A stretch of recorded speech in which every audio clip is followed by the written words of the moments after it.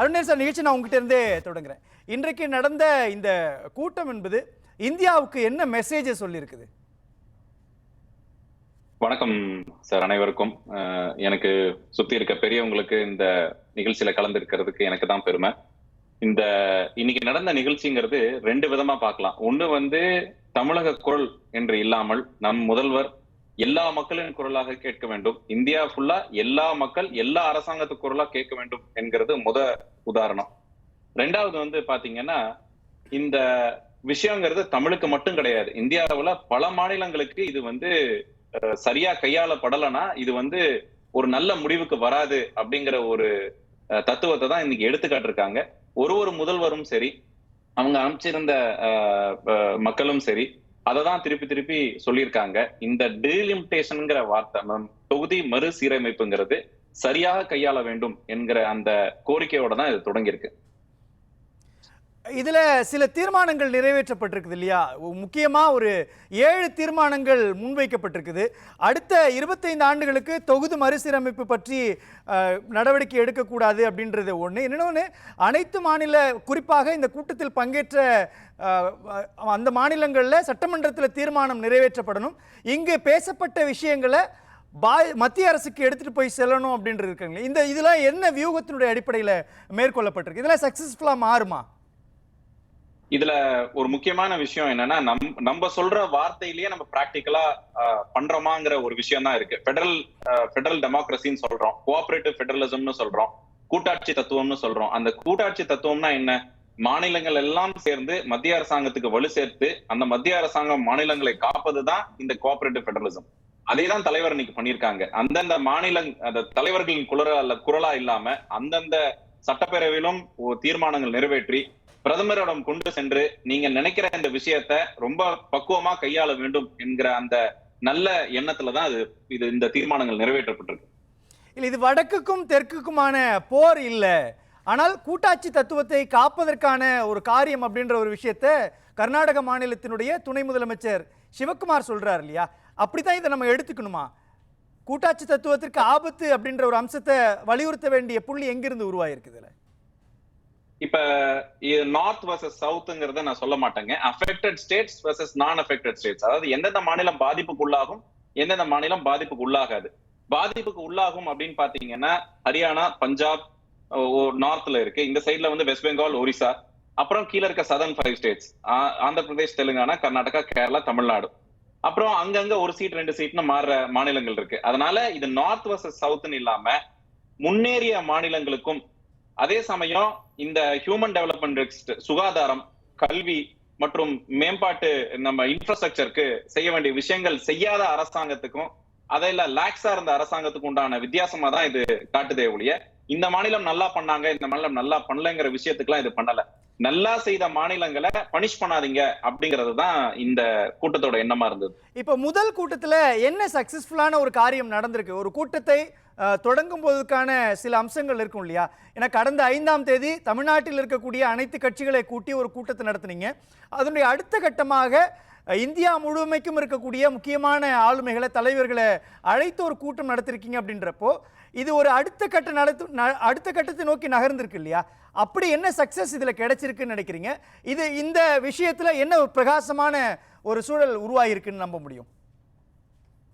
இதுல முதல்ல ஒரு நல்ல விஷயம் என்னன்னா, தமிழகத்துக்கு நடக்க வேண்டிய விஷயத்த தலைவர் அவர்கள், ஆனரபிள் சிஎம் ஸ்டாலின் சார் சொன்ன வார்த்தைக்கு அதுக்கு மரியாதை கொடுத்து, அது அவர் சொல்றதுல நியாயம் இருக்குன்னு சொல்லி இவ்வளவு முதல்வர்களும் இவ்வளவு அனைத்து இந்திய அரசியல் கட்சிகள்ல இருந்து இங்க வந்திருக்காங்கன்னா அது ஒரு ரொம்ப முக்கியமான ஒரு விஷயம்.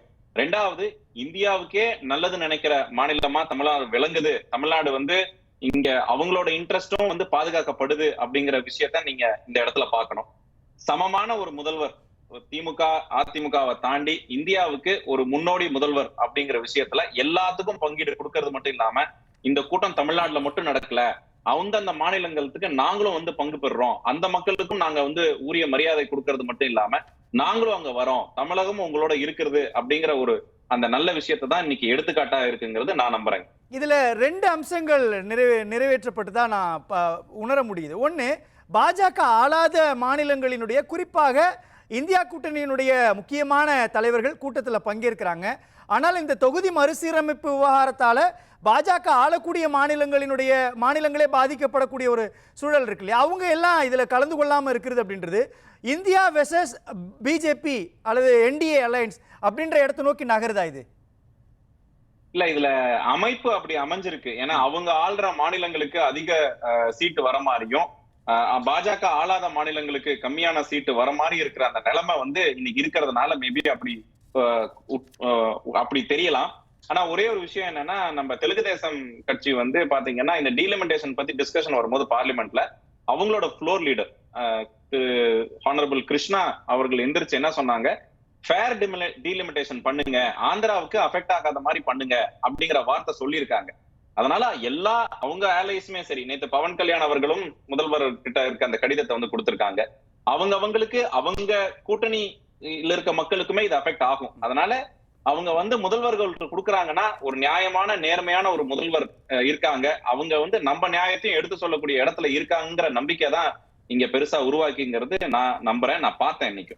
இது வாட் நெக்ஸ்ட் அப்படின்னு ஒரு கேள்வி வரும் இல்லையா? இது அடுத்த கட்டம் என்னவா நகரும்?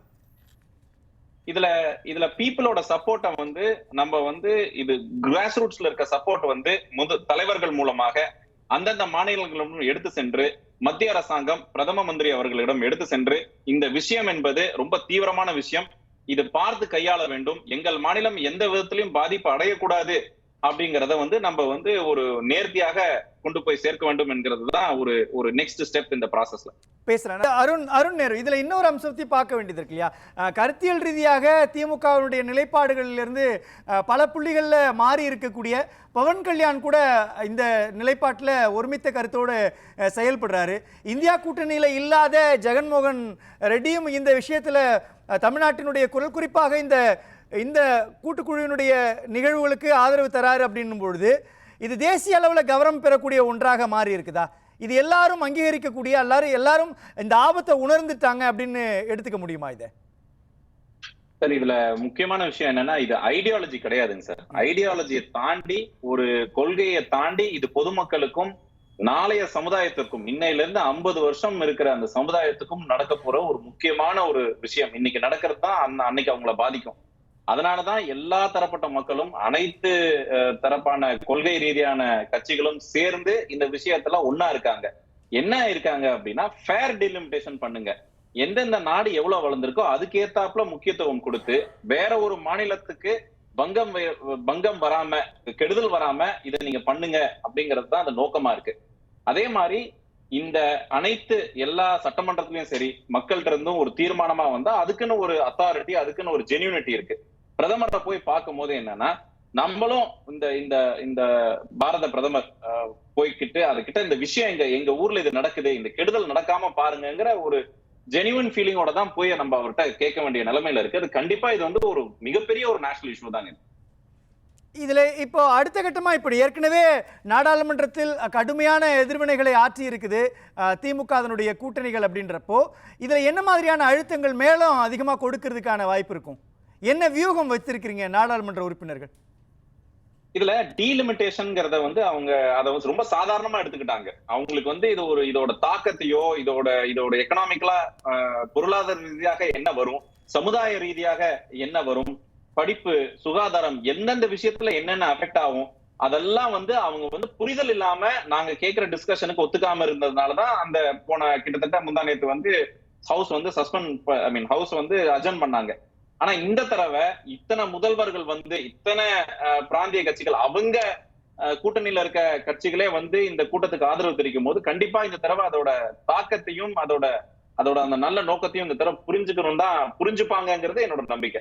இல்ல, இதுல புரிஞ்சுக்குவாங்கன்றது நீங்க நம்பிக்கையா இருக்கலாம். ஆனா அவங்களுடைய அஜெண்டாவாக தமிழ்நாடு முதலமைச்சர் சொல்லக்கூடிய விஷயம் என்பது தென்னிந்தியாவில் பாஜகவினுடைய செல்வாக்கு இல்லை. குறிப்பா சொல்லணும்னா பல இடங்கள்ல அவங்க வெற்றி பெற முடியாத சூழல் இருக்கப்போ வட இந்தியாவினுடைய மாநிலங்களினுடைய தொகுதிகளை வைத்து மட்டுமே நாடாளுமன்றத்தில் செல்வாக்கு செலுத்தலாம் அப்படின்ற ஒரு வியூகம் வைக்கிறாங்கன்றியா? இப்போ அந்த வியூகத்தில் அவங்க நிலைப்பாட்டில் உறுதியா இருப்பாங்கல்ல, எப்படி எந்த புள்ளியில அசைத்து பார்க்கக்கூடிய இடத்தை நோக்கி நீங்க நகர்த்துவீங்க இந்த விவகாரத்தை? அதாவதுங்க சார், அவங்க இவங்க கேக்குற கேள்வி இதுதான்.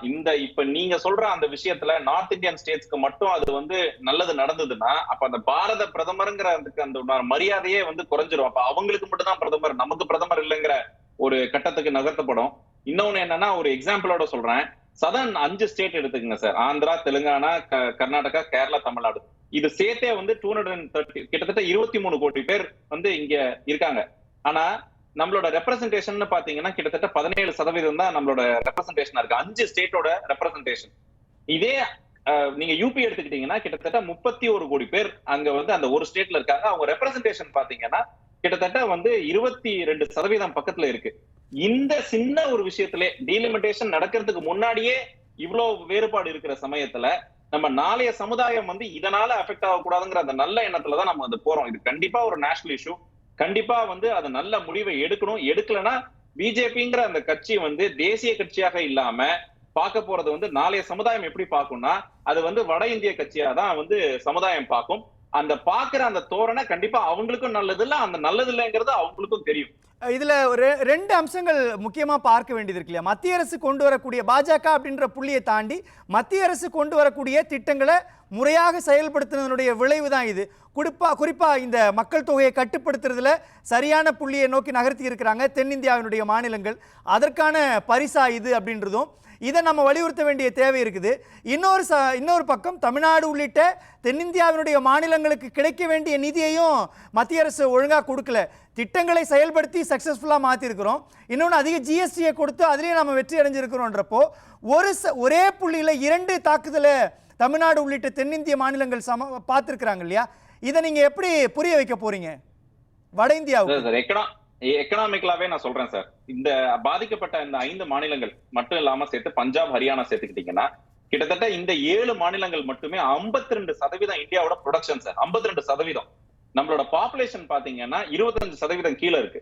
அப்ப ரெஸ்ட் ஆஃப் த 75% இந்த 52% தான் எடுத்து வாழுங்கிற ஒரு நிலைமை அந்த 52% முதலுக்கே மோசம் என்கிற நிலைமையில தான் அந்த முடிவு எடுத்தாங்கன்னா அது நடக்கும். எக்கனாமிக்கலா, சோசியலா சொல்றேங்க சார்.